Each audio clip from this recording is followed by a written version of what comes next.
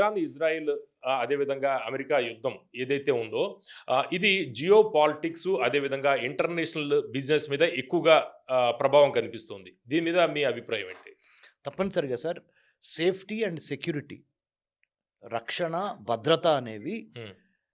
ప్రాస్పరిటీకి preconditions. Hmm. Safety, security are the preconditions for any business to thrive.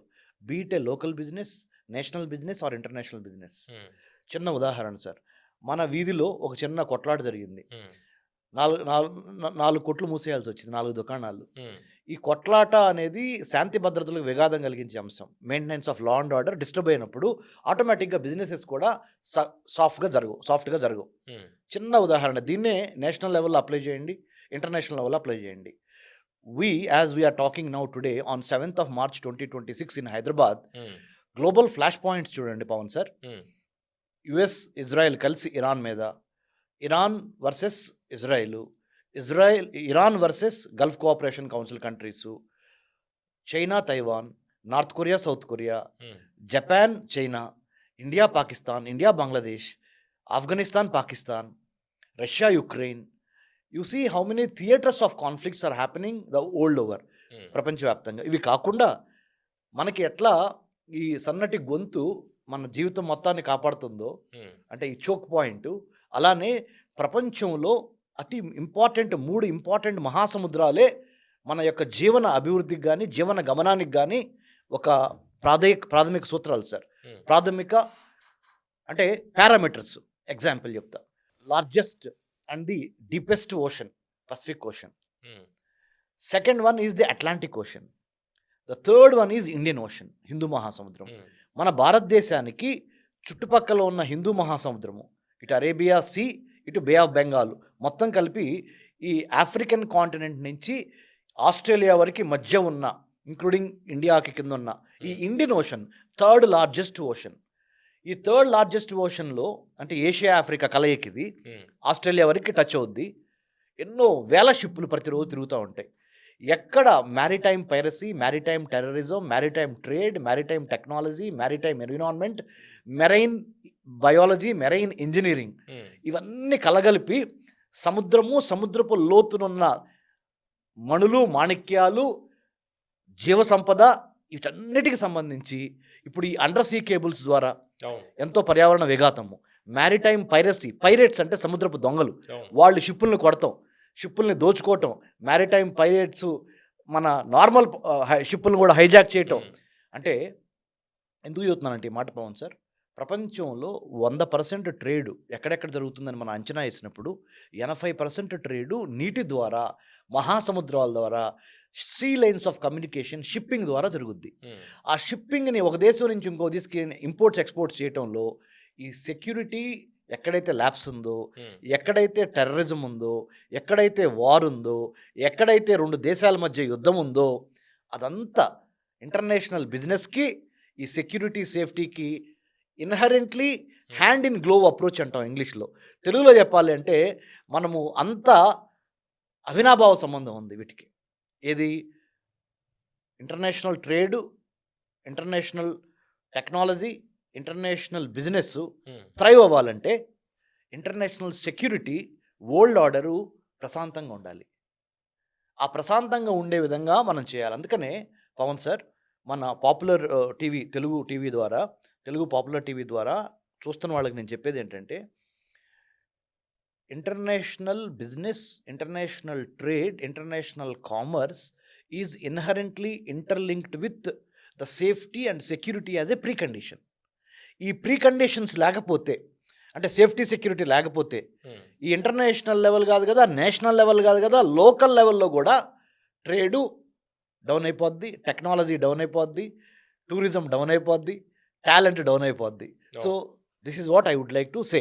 Okay. Doctor Ramesh గారు, ఇప్పుడు middle ఈస్ట్‌లో జరుగుతున్న ఈ యుద్ధాల వల్ల ఎక్కువగా ఆయిల్ మార్కెట్ మీద ప్రభావం పడుతుంది. షిప్పింగ్ రూట్స్ చాలా సమస్యలను ఎదుర్కొంటున్నాయి. అదేవిధంగా స్టాక్ మార్కెట్. ఈ ప్రభావం ఏ విధంగా ఉంది? ఎంత పడుతుంది? చాలా ప్రస్తుతానికైతే 7th March 2026 as we discuss in Telugu popular TV sitting in Hyderabad in Madhapur, the situation at a global level is very volatile, hmm. Very disturbing, very worrisome. Hmm. umpteen number of examples I can give you to actually justify what I have immediately given the statement. ఉదాహరణ, చిన్న ఉదాహరణ తీసుకుందాం. ఇప్పుడు US Israel కలిసి ఇరాన్ని attack చేసిన తర్వాత పరిణామాలు గత 1 వీక్లో 7 రోజుల్లోనే ఎంత మారిపోయిందంటే 50% 50% of oil needs, crude oil needs strait of Hormuz జలసంధి ద్వారా భారతదేశానికి రావాలి. గల్ఫ్ కోఆపరేషన్ కౌన్సిల్ కంట్రీస్ అయిన Qatar, Bahrain, UAE, Saudi Arabia plus Kuwait, ఈ 6 Gulf Cooperation Council countries, Sunni dominated countries ఇస్లాంలో. షియా కంట్రీ అయిన ఇరాన్, ఇక్కడి నుంచి కూడా మనకు oil, natural gas, crude oil వస్తుంది. ఈ 6+1 7 కంట్రీస్ నుంచి భారతదేశం యొక్క అవసరాల్లో 50% oil needs because of these 7 countries, OPEC countries, ఈ GCC countries, Gulf Cooperation Council countries. OPEC countries are organization petroleum exporting countries. They are beyond Middle East. They are from Africa also, they are from Latin America also. So what I am trying to say, Pawan sir, as you said very correctly, ఈ GCC 6+1 ఈ 7 countries నుంచి భారతదేశానికి ఉన్న 100% oil needs మనకుంటే, oil అవసరాలు, petrol, natural gas, crude oil అవసరాలు ఉంటే 50% మనకి fulfil చేస్తుంది ఈ 7 కంట్రీస్. ఈ 7 రోజుల్లో 28 ఫిబ్రవరి 2026 నుంచి ఇవాళ 7th మార్చ్ 2026 మధ్య భారతదేశానికి ఎంత పెద్ద దెబ్బ తగిలిందంటే, మన దగ్గర కరెక్ట్గా 50 రోజులకి మాత్రమే, 40 నుంచి 50 రోజులకి మాత్రమే సరిపడా oil reserves, crude oil reserves ఇండియాలో ఉన్నాయి. భగవంతునికి మనందరం ప్రార్థించి ఐక్యరాజ్య సమితి ద్వారా తెస్తామా, లేకపోతే అమెరికన్ ప్రెసిడెంట్తో మాట్లాడా, ఇజ్రాయలీ ప్రైమ్ మినిస్టర్తో మాట్లాడి తెస్తామా, లేకపోతే ఇరాన్లో ఉన్న ఫ్యాక్షన్ గ్రూప్స్తో మాట్లాడి తెస్తామా, పీస్, స్టెబిలిటీ, వరల్డ్ ఆర్డర్ని ఎమ్మటనే మనం కనుక రీకన్స్ట్రక్ట్ చేయకపోతే, రీఇంజనీరింగ్ చేయకపోతే చాలా భారతదేశము చాలా అసలు మనకి దిష్టి తగిలినట్టు అనిపిస్తుంది నాకు. ఓకే డాక్టర్ రమేష్ గారు, అంటే ఇప్పుడు చెప్తుంది మీరేమో చాలా ప్రమాదంలో ఉంది, వెంటనే పరిస్థితులు సెట్ అవ్వకపోతే చాలా వితిన్ 30 to 40 days. అయితే ఇప్పుడు కొంత వస్తుంది ఏంటంటే 25 రోజులకు సంబంధించి మన దగ్గర నిల్వలు ఉన్నాయి అనేది ఒక వర్షన్ వస్తుంది. ఇంకో వర్షన్ ఏమొస్తుందంటే 75 రోజులకు సంబంధించి ఆల్రెడీ నిల్వలు ఉన్నాయి మన దగ్గర, వైజాగ్ దగ్గర కావచ్చు, కర్ణాటకలో కావచ్చు, ఆల్రెడీ రిజర్వ్స్ ఉన్నాయి అనేది వస్తుంది. ఇది 75 డేసా లేకపోతే 25 డేసా ఏంటి, రిజర్వ్స్ ఎంతవరకు ఉన్నాయి, పరిస్థితులు ఏ విధంగా నార్మల్? సార్ రమారమి ఎనీవేర్ బిట్వీన్ 30 to 60 days వేసుకున్నా, మీరు ఒక యావరేజ్ తీసుకొని వేసుకున్నా 30 to 60 days కళ్ళు మూసి తెరిసే లోపల అయిపోతాయి సార్. కళ్ళు మూసి తెరిసే లోపల ఆయిల్ అయితే ప్రొడ్యూస్ అవ్వదు ఇండియాలో. We have to import only. కాబట్టి ఎంత త్వరగా ఈ యుద్ధానికి స్వస్తి పలిగితే, నాకేమనిపిస్తుందంటే పవన్ సార్, ఒకసారి అందరూ వితౌట్ జింగోయిజం, అంటే without too much of national spirit, ప్రాక్టికల్గా ఆలోచిద్దాం. అందరూ మనుషుల్లాగా ఆలోచిద్దాం. హ్యూమానిటీ, హ్యూమన్ సెక్యూరిటీ, మానవ రక్షణ. వాళ్ళు ఎవరైనా కానీ మనుషులే కదా. మనం ఇక్కడ ఆలోచించాల్సింది ఏంటంటే, ఎంతో అత్యద్భుతంగా ప్రధానమంత్రి మోడీ గారి నేతృత్వంలో 7% గ్రోత్ రేట్తో 2047 వికసిత్ భారత్, BHARAT, వికసిత భారత్కి మనం పరుగులు పెడుతున్నాం. చుట్టుపక్కల కూడా మనకి మంచి పాపులారిటీ పెరిగింది. మన science, technology, mathematics, engineering students అమెరికాలో అద్భుతంగా రాణిస్తున్నారు. చాలా వరకు global perception on India's internal security and foreign affairs and stability of India is in a good books at the global level also because of last 12 years of continuous growth pattern. ఎక్కడో పడిన tremor, అంటే ఆ ప్రకంపన Iran దాటుకొని, ఆఫ్ఘనిస్తాన్ దాటుకొని, పాకిస్తాన్ దాటుకొని ఇండియాలోకి వచ్చి, India నుంచి కింద విశాఖపట్నం వరకు వెళ్ళి, తర్వాత కింద హిందూ మహాసముద్రంలోకి వెళ్ళింది. చూడండి సార్, ఎక్కడ వాషింగ్టన్ డీసీలో తీసుకున్న డెసిషన్ ట్రంప్, ఎక్కడ జెరూసలంలో ఇరాన్ షిప్ మీద గురించి చెప్తా ఇవన్నీ, అంటే ఎక్కడి నుంచి ఎక్కడికి గ్లోబల్ ట్రెమర్స్. ఇజ్రాయెల్లో జెరూసలంలో ఉన్న కెనెసెట్ అంటే ఇజ్రాయలీ పార్లమెంట్. నేను వెళ్ళొచ్చా, I was in Israeli Knesset also. I met the Benjamin Netanyahu when he was in the opposition party also. I met even Shimon Peres, the then former president of Israel. I met even Ariel Sharon, the then prime minister of Israel. So when I was a student, I met all these big people. What I am trying to say, నేను వాళ్ళకి కలవటం important కాదు. నేను చెప్పే point ఏంటంటే, ఎక్కడో తీసుకున్న ఒక పొలిటికల్ డెసిషన్ యొక్క political tremors, trade tremors, technology tremors మన భారతదేశం కింద సౌత్ ఇండియా వరకు, కింద హిందూ మహాసముద్రం వరకు వచ్చాం. ఎంత త్వరగా యుద్ధం ముగించే విధంగా మనం సామం, దానం, భేదం, దండం అన్నీ వాడి యుద్ధాన్ని ముగించకపోతే వినాశనమే సార్. ఈ స్ట్రెయిట్ ఆఫ్ హార్మోజ్ దగ్గర నుంచి యుఎస్ కావచ్చు, ఇజ్రాయెల్ షిప్స్ కావచ్చు, లేకపోతే యూరప్ దేర్ అల్లైస్ వీళ్ళు అక్కడి నుంచి వెళ్ళకూడదు అనేది ఆల్రెడీ ఇరాన్ అనౌన్స్ చేసింది. ఒక వార్నింగ్ లాంటిది ఇచ్చింది. ఎవరైనా వెళితే వాళ్ళ మీద దాడులు చేస్తామంది. ఆల్రెడీ దాడులు కూడా మొదలయ్యాయి. ఆల్రెడీ హిజ్బుల్లా వాళ్ళు అవును. కొట్టేశారు, కొన్ని నౌకలను కూడా కొట్టిన అవును. పరిస్థితి. అయితే ఇందులో మన దేశం పేరు లేదు, మనకి ఇబ్బంది లేదు అనేది కొంత మీడియా స్పెక్యులేషన్ వచ్చింది. అయితే మన గురించి చెప్పడం కాదు, ఆల్రెడీ కూడా మనం అల్లైస్లో ఉన్నాము ఇజ్రాయిల్, మనకు కూడా అవకాశం లేదు అనేది జరుగుతుంది. మీరేమంటారు దీని మీద? తప్పనిసరిగా మనకి ఇజ్రాయిల్ ఇంపార్టెంటే, ఇరాన్ ఇంపార్టెంటే. ఉమ్, ఇరాన్‌కి గూడా ఇండియా ఇంపార్టెంటే, ఇజ్రాయిల్‌కి గూడా ఇండియా ఇంపార్టెంటే. ఉమ్. అమెరికాకి గూడా ఇండియా అంటే ఇంపార్టెంటే. మనకు అవకాశం ఉంటుందా వెళ్ళడానికి? హార్మోజ్ దగ్గర నుంచి మన షిప్పులు ఆ! రావడానికి? దానికి ఇప్పుడు ప్రస్తుతానికి 2 మనకి కన్సెషన్స్ కనిపించినాయి. ఉమ్. ఒకటి అంటే వాళ్ళు ఎక్కడా చెప్పలేదు మన దేశానికి అవకాశం ఉంది అనేది, వాళ్ళు ఎక్కడ చెప్పలేదు కదా. కాదు. Iranian foreign minister, deputy foreign minister um, నిన్నగాక మొన్న మన ఎక్స్టర్నల్ అఫైర్స్ మినిస్టర్ జయశంకర్ గారిని ఇప్పుడు ఢిల్లీలో రైజీనా డైలాగ్ జరుగుతుంది. అవును. దాంట్లో కలిసి పక్కన కూర్చొని ఉమ్, వాళ్ళు మాట్లాడుకున్న వాటిలో ఇది కూడా ఒక అంశం అన్నమాట. Okay, right. ఏదైనా ఏ ఫ్యాక్షన్స్ అయినా ఇరాన్లో ఉన్న వాళ్ళు ఏమడిగారంటే, why not you talk to United States of America um, and make sure Iran మీద దాడులు ఆపిచ్చే విధంగా మీరు మాట్లాడొచ్చు కదా అని జయశంకర్ గారిని ఆయన అడిగారు. ఉమ్, వాళ్ళు deputy foreign minister Iranian. Um, మన జయశంకర్ గారు ఏమన్నారంటే, మీరు కూడా splinter groups, faction groups, Houthi, Hamas, Hezbollah um, వాళ్ళు స్కడ్ మిసైల్స్ లేకపోతే డ్రోన్స్ వేసి ఉమ్, షిప్పుల్ని కొడతామంటున్నారు కదా అవును. Straight of హర్ముజ్లో. ఉమ్, వాటిని తగ్గించమని చెప్పండి. Quid pro quo, um, you do this for me, I will do this for you. Okay. Reality ఇదే. ఉమ్, మీరు నన్ను కాపాడండి, నేను మిమ్మల్ని కాపాడతా. ఇంకా కార్పొరేట్ లాంగ్వేజ్లో చెప్పాలంటే um, what's in it for me, నాకేముంది ఉమ్, ఆ క్విడ్ ప్రోకోలో అనే విధంగా ఉంది. సో ఇద్దరూ అర్థం చేసుకున్నారు.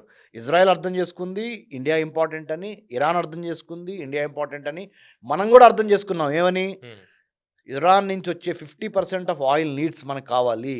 మనం ఎంత రష్యా దగ్గరికి కొన్నా, అమెరికా చెప్పింది ఏమని, ఒక వన్ మంత్ పాటు మీరు రష్యా దగ్గర కొనమని. ఉమ్. సరే, అమెరికా మనకు చెప్పేది ఎవరిలో కానీ వాళ్ళు చెప్పేది మనకు ఉమ్. సంబంధం లేదు.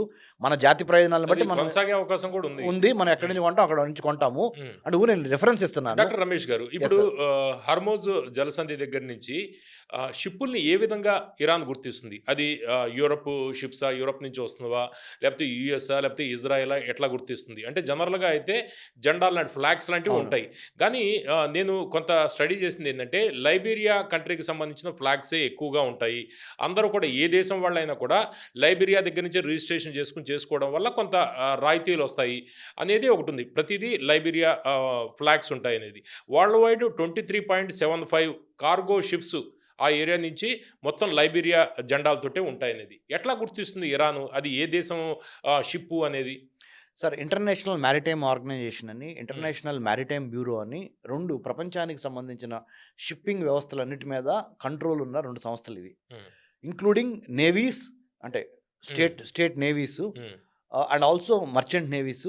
ప్రతి షిప్ని కదలికల్ని గమనించడానికి, సేఫ్టీ సెక్యూరిటీ ఎన్ష్యూర్ చేయడానికి, um, life of sailor at sea అది చూస్తానికి, సొలాస్ అంటే లైఫ్ ఎట్ సీ అనమాట, ఉమ్, అది అది అది చూస్తానికి.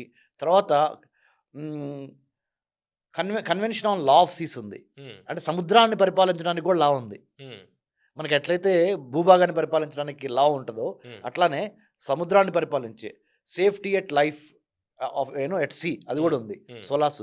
తర్వాత ఇంకా మార్పోల్ అని ఉంది, అంటే మెరైన్ పొల్యూషన్ కంట్రోల్ చేసేది సముద్రంలో. ఉమ్, ఇలా ప్రతి షిప్కి ఒక ఫ్లాగ్ ఇచ్చి, ఉమ్, ఆ ఫ్లాగ్ని బట్టి ఆ షిప్ని ఎంట్రీ ఎగ్జిట్ పాయింట్లు, నావిగేషను రైట్, ఇవన్నీ రైట్. చేస్తానికి ఉమ్, మనకి భారతదేశంలో ఇండియన్ మ్యారిటైమ్ యూనివర్సిటీ ఉంది. యూరోప్లో వరల్డ్ మ్యారిటైమ్ యూనివర్సిటీ ఉంది, డబ్ల్యూఎంయూ అంటారు. ఉమ్, WMU is in Europe. Indian Maritime University is in Chennai headquarters. Um, They have their branch offices in Visakhapatnam, Cochin, Kolkata, um, Mumbai.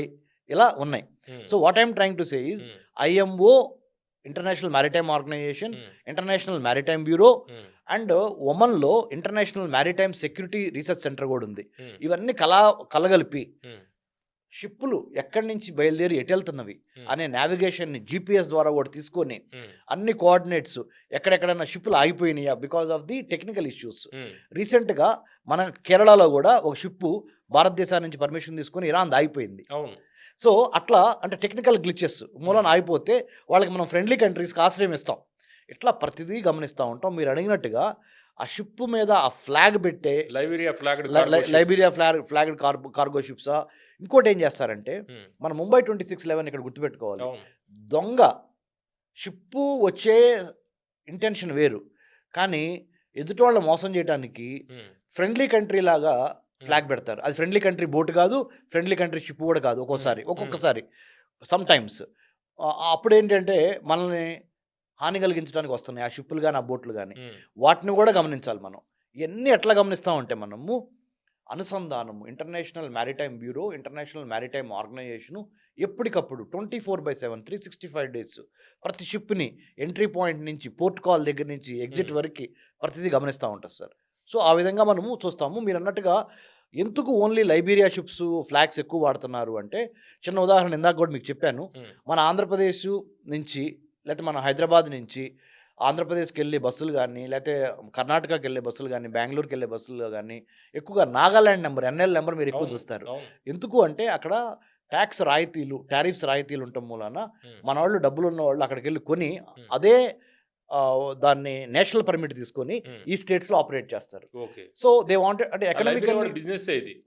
100% it's a business. హ్మ్.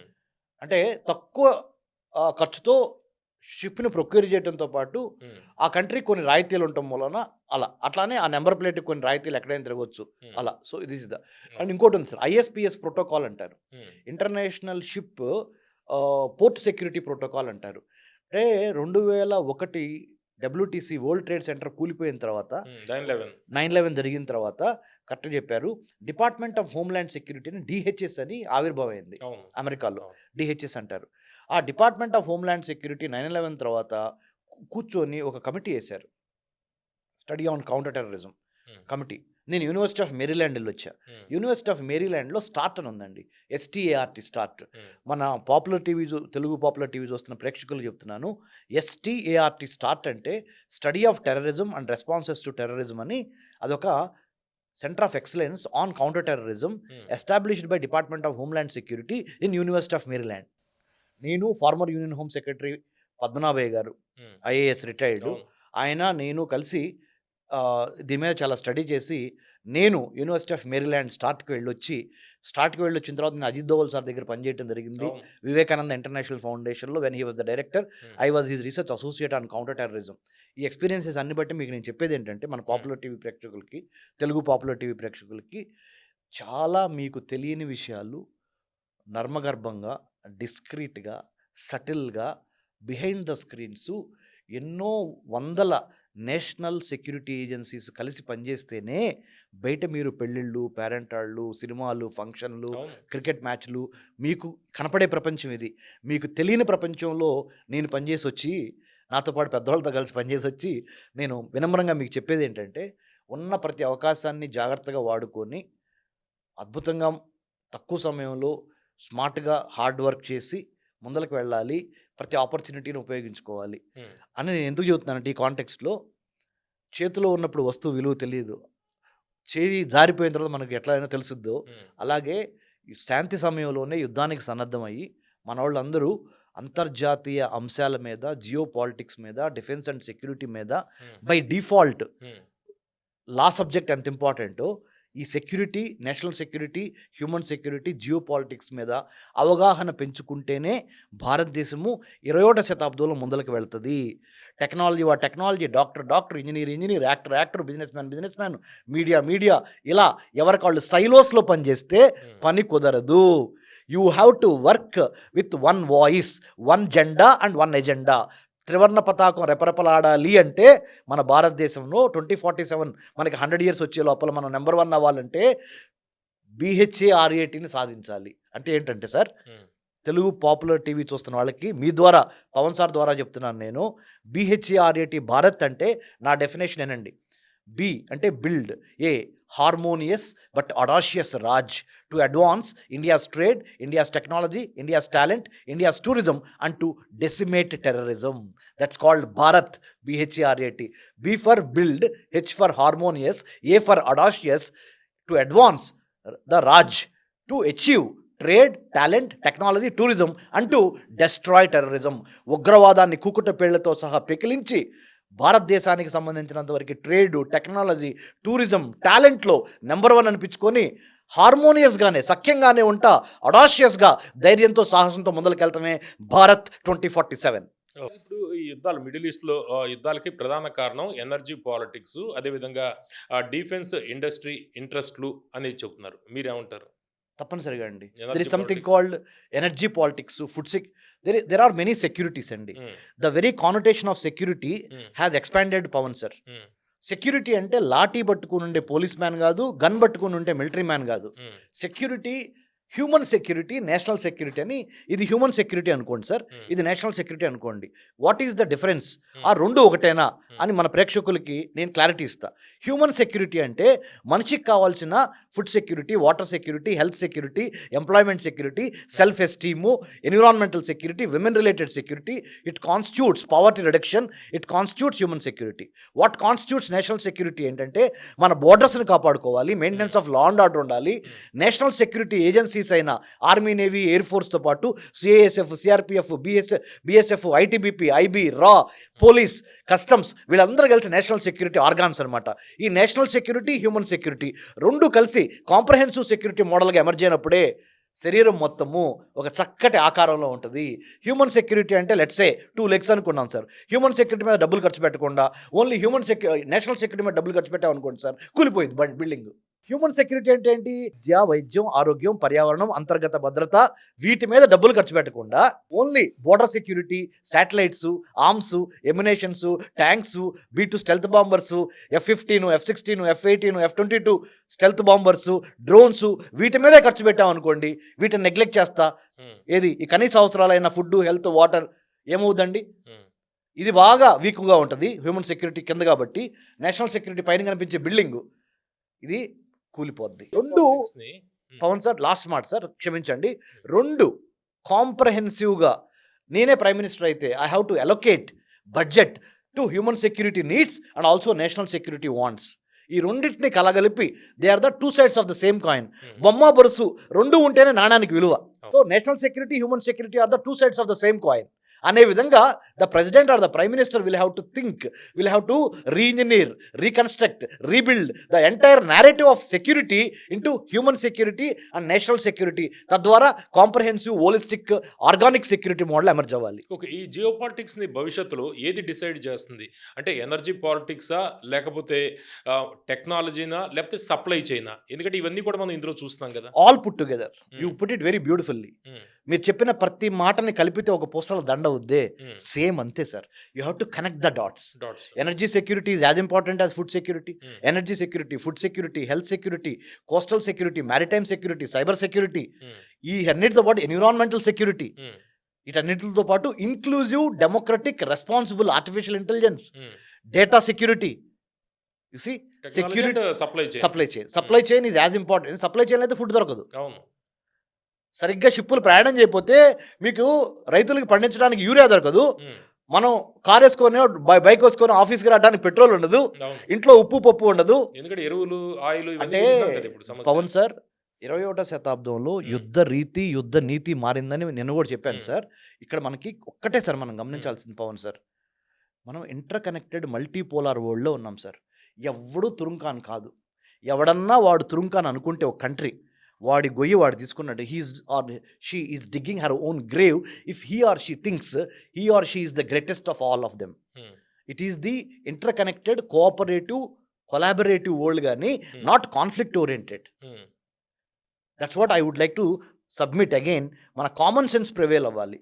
మానవ మతము, మానవ కులము, మానవ జాతి, మానవ మతము, humanity, humanism, not socialism, not communism, not communalism, not casteism, not regionalism, not parochialism, only oneism, humanism.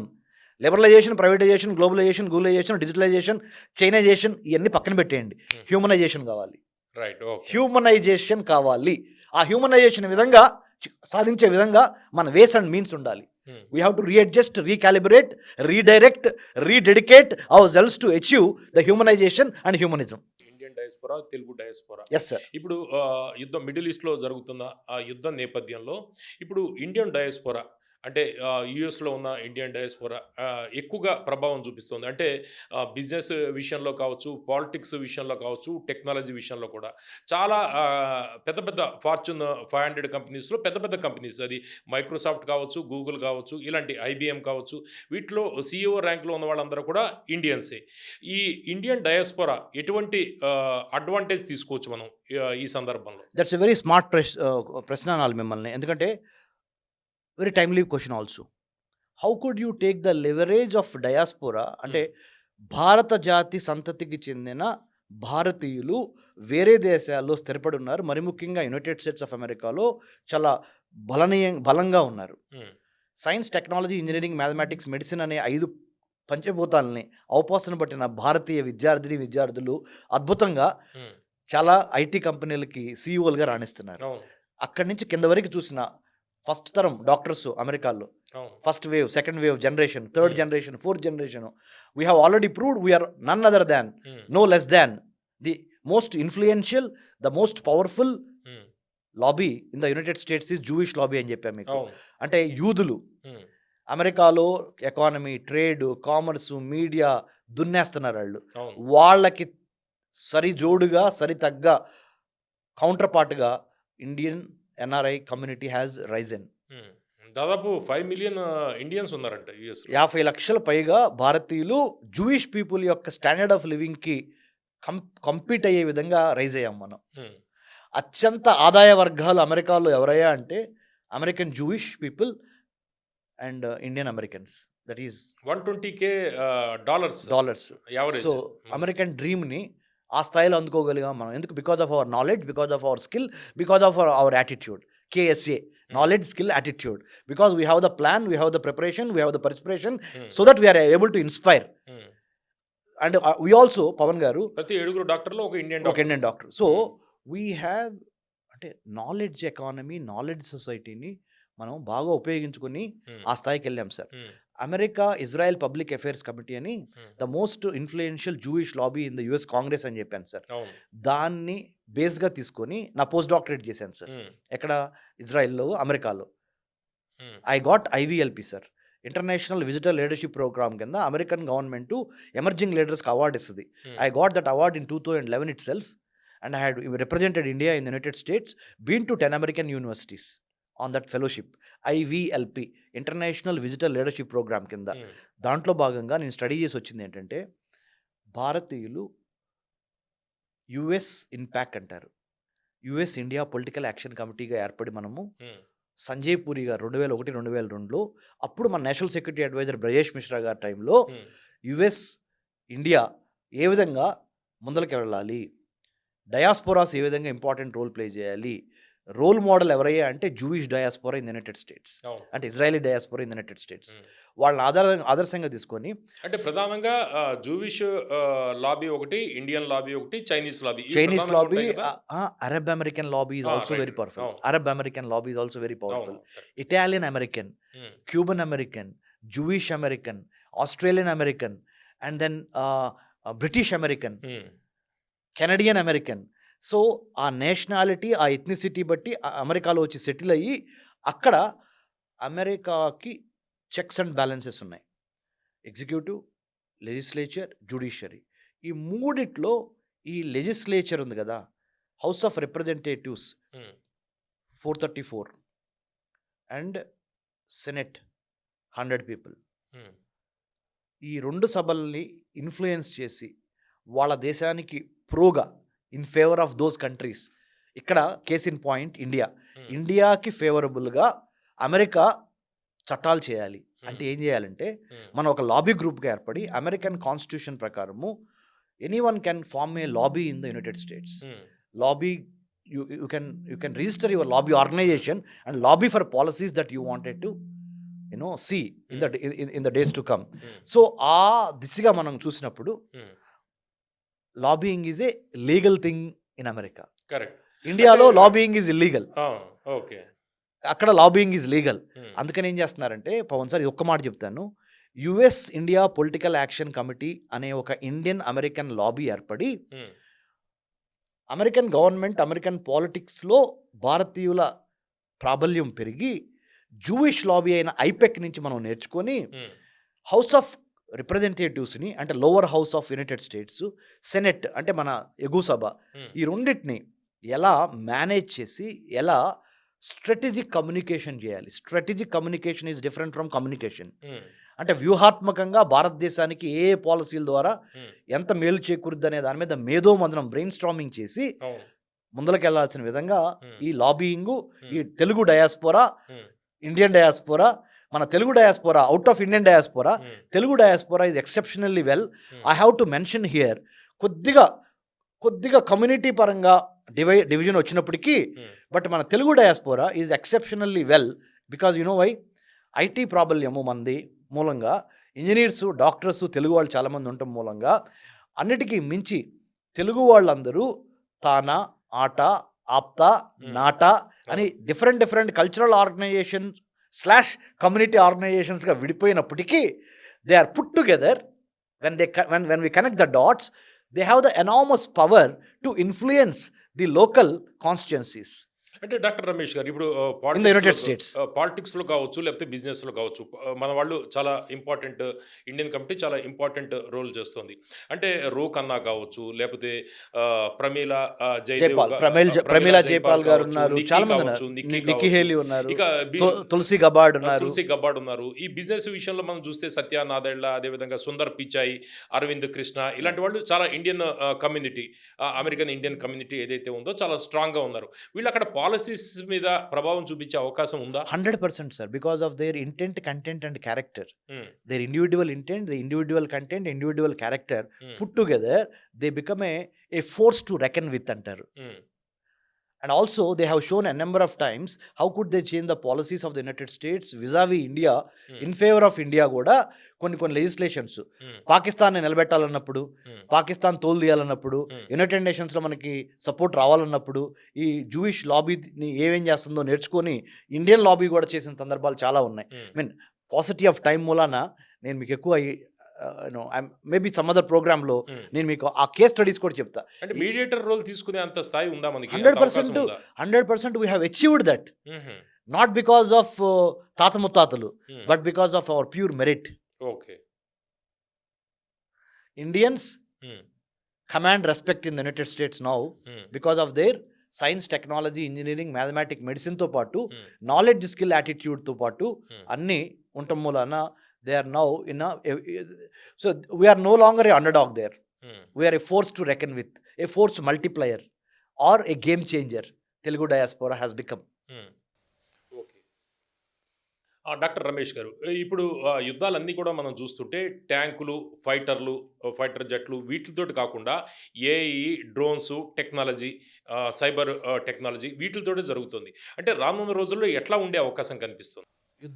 యుద్ధ నీతి మారిందని బిగినింగ్లోనే చెప్పాను, మళ్ళీ రీట్రేట్ చేస్తున్నానండి. అది 21వ శతాబ్దంలో. ఉమ్, ఇప్పుడు sir Anthropic AI, um, Claude అనే ఏఐ టూల్ ద్వారా algorithmic foreign policy, data driven foreign policy అనేది ఇట్ హ్యాస్ బికమ్ ద నామ్ of the day. Um, algorithmic foreign policy, algorithmic defence policy, data driven governance. So in the 21st century artificial ఇంటెలిజెన్స్ని 3 స్టేజెస్లో మనం చూడొచ్చు. Um, I was at Stanford University human centred artificial intelligence institute, Tenali నుంచి Stanford వరకు, um, with sheer hard work and God's grace and మీ ఇలాంటి పెద్దవాళ్ళ ఆశీస్సులతో. ఎందుకు ఆ మాట ప్రస్తావిస్తున్నానంటే artificial narrow intelligence, artificial general intelligence, artificial super intelligence అని ఏఐలో 3 రకాల దశలు ఉన్నాయి. భారతదేశము in the geopolitics of AI, where does India stand? రీసెంట్గా జరిగిన AI summit, global impact AI summit in Delhi Delhi. also has reiterated and re-emphasized the need for ethical AI, inclusive AI, responsible AI, trustworthy AI, democratic AI అనేది. ఇవన్నీ పక్కన పెడదాం, అసలు విషయానికి వస్తా. ఈ వార్ఫేర్లో వార్ఫేర్లో అసలు విషయానికి వస్తా.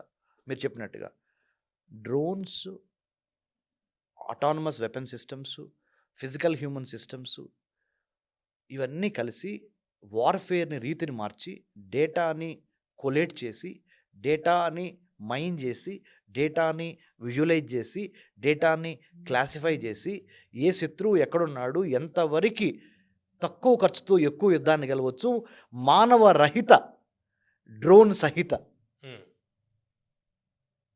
దళం, గెరిల్లా దళం పేరుంటారు.